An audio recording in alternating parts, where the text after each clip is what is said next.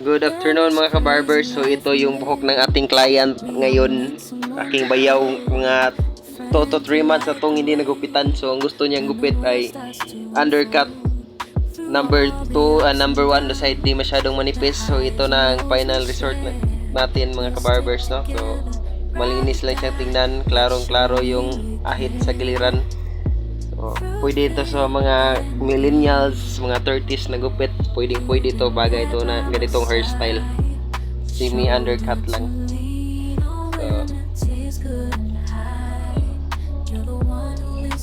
So mga kabarbers, panoorin nyo ang video na ito kung paano natin tinira yung ganitong hairstyle, mga kabarbers. So number 2 clipper guide ang unang ginamit natin. Sagad na yan sa papunta sa itaas sa parietal ridge natin. Kaya sagad na yan lahat mga barbers. Pagkatapos yan 1.5 clipper guard sunod natin. Huwag masyadong sumubra doon sa number 2 para ano lang siya, gradual lang siya. Tapos clipper number 1 guard, tapos nilinya na natin mga barbers para makita natin yung guhit ng ating haircut.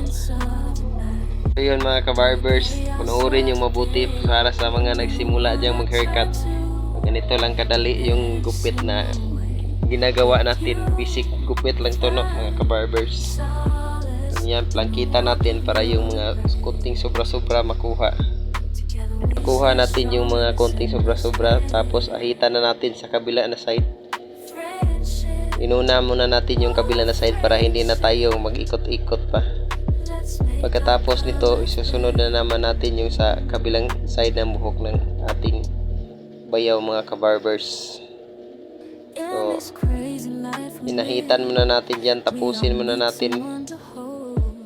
Tapos na sa kabilang side mga kabarbers, dito na naman tayo sa kabilang side. So, section pa rin tayo para makita natin kung pantay ba yung gupit natin mga kabarbers. So, yun, tuloy-tuloy pa rin. Clipper number 2 guard, tapos clipper 1.5 guard. So sunod-sunod lang yan mga kabarbers, no? Huwag lang isobra yung clipper 1.5 doon sa number 2 para hindi siya manipisan. So kailangan sunod-sunod lang talaga. Tapos ganun pa rin, same line pa rin sa mga edge ng ahita natin yan mga kabarbers. So madali lang ganitong gupit, no? So 0.5 para sa patilya para malinis, medyo manipis siya tingnan. Tapos clipper over comb mga kabarbers, no? Tapos yan, tirahan natin ng plangkita para sa mga sobra-sobrang buhok na hindi nakuha ng ating clipper over comb.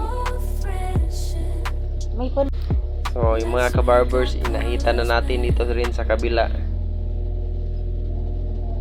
Dapat dahan-dahan lang para hindi masugatan ng ating client, no? Lalo na sa pasalubong na pag-ahit. So sa mga beginners dyan na barbers, so hindi madali pag-ahit ng pasalubong. So pagkatapos natin side to side, section natin, horseshoe sectioning natin ang tawag dyan. Sagad pa rin sa dulo yung clipper number 2 guard, tapos clipper 1.5 guard sunod, gradual pa rin. Tapos clipper number 1, tapos 0.5 sa ilalim, tapos 0 para maganda ang blending kaniyang tingnan ng ating pagkakagupit mga kabarbers. So mga kabarbers, dapat dahan-dahan lang sa paghagod para hindi sumubra. So ito na sa taas na naman tayo mga kabarbers, no? So gusto niya so semi undercut pa rin, so disconnected siya, parang mushroom ang datingan. So kailangan hindi siya connected, mas mataas talaga sa dulo, sa itaas. Hand cutting tayo mga kabarbers. Sunod-sunod lang tayo sa guidelines sa ating paggupit sa itaas para hindi tayo maligaw at hindi naman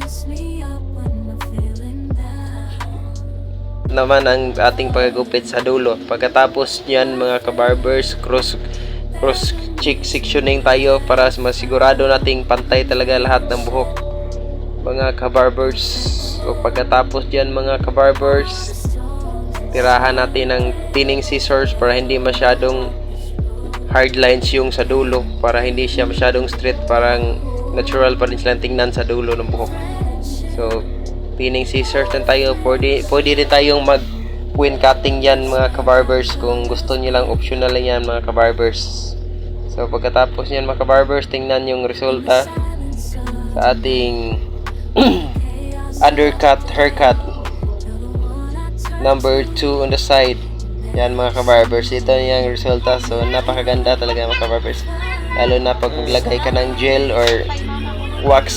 So talagang astig talaga ang datingan mga kabarbers. Tingnan nyo sa ilalim, pinasiro natin, so para malinis tingnan mga kabarbers. Tapos pwede nyo rin i-texture yung isa itaas kung gusto nyo yung may texture, lalo na pag flat yung buhok. So lalo na yan sa likuran, yan si Marites yan. Ayan yung mga kabarbers. Tingnan nyo ang ating model.